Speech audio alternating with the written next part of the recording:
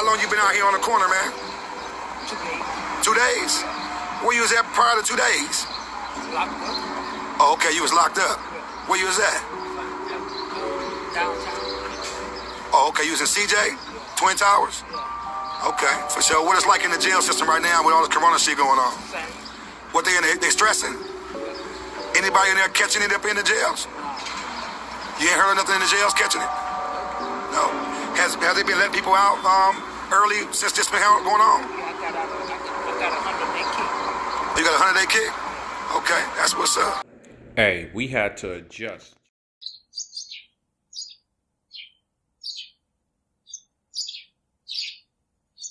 Are you concerned about the rise of crime in California? We have been seeing incidents all over social media recently, like retail theft, follow home robberies, and shootings across the state.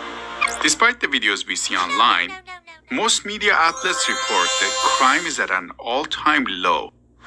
And if you look at the statistics, most of it may not sound alarming upon first glance. For instance, in 2021, robberies in Los Angeles went down 24%, burglaries went down 20%, and rape 8% compared to 2019. So do we have more crime now, or do people just want to record viral crime videos? After investigating further and speaking to experts on California Insider, we realized many people do not report property crimes anymore, like car break-ins or robberies, because the chances of getting their stolen things back are low, and there is risk of future retaliation from the criminal. But there is one type of crime that is more likely to have accurate data: homicides. Because a dead body is undeniable evidence that someone has committed a crime. If you look at the 2021 homicide numbers in Los Angeles, they've shot up at an alarming rate of 93% over 2 years. Based on the surge of homicide cases and the accuracy of homicide data, experts are convinced that crime is on the rise.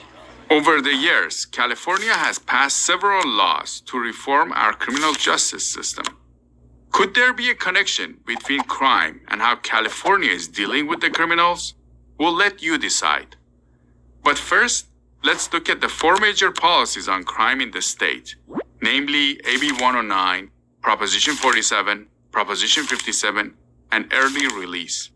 We have actually voted on 2 of these laws ourselves. In 2011, Assembly Bill 109 was born after a Supreme Court ruling that California's prisons were overcrowded. The idea was to move some inmates from the state prisons to county jails, but most of the jails were already packed themselves. To qualify for transfer, you had to be convicted of a non-violent, non-serious, and non-sex offense crime.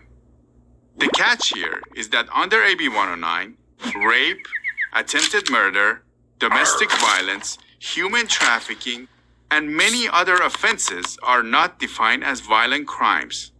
Now let's move on to 2014, when Proposition 47 was passed.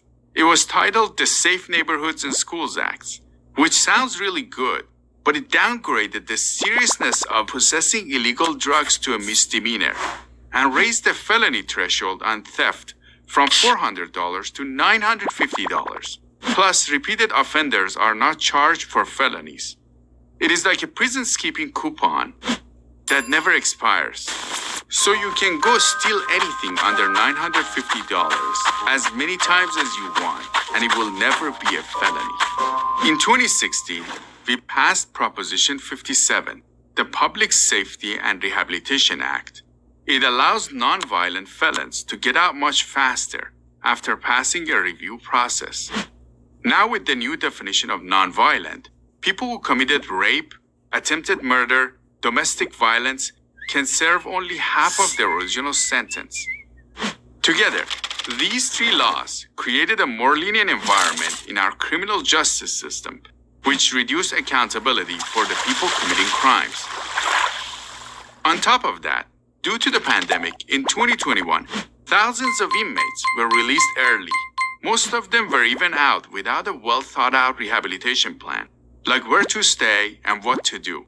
If you put yourself in their shoes, would committing crimes be more convenient since there is less consequences now? It seems that over time, these policies have worked together and amplified each other's effect.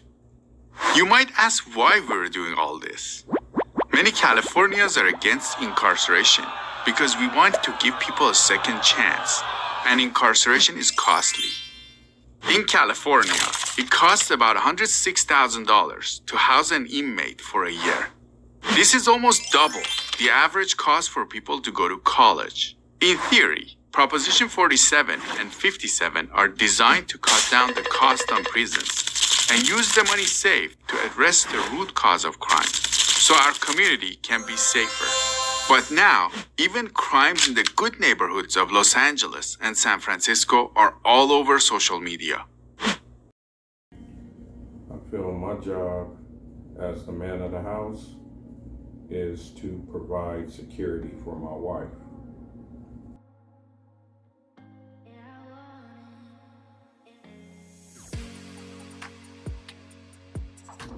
Now let's get back to why I moved my family out of Los Angeles.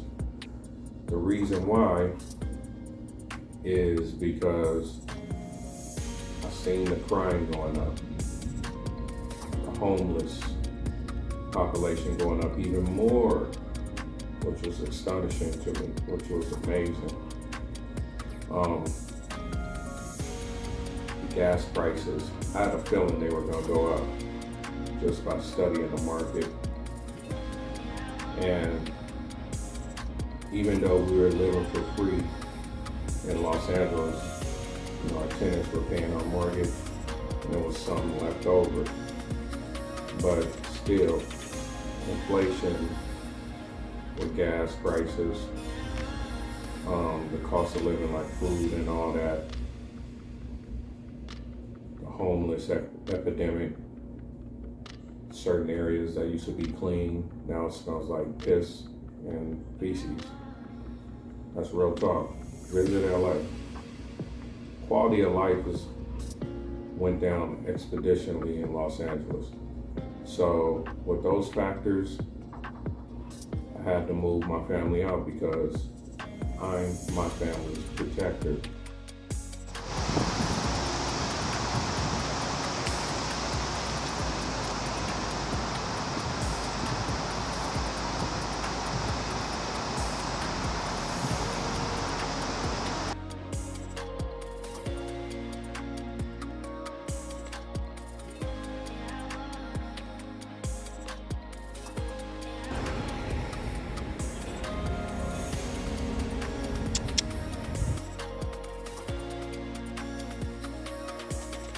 Please like and subscribe to A Nutritious Vibe. Thank you, family.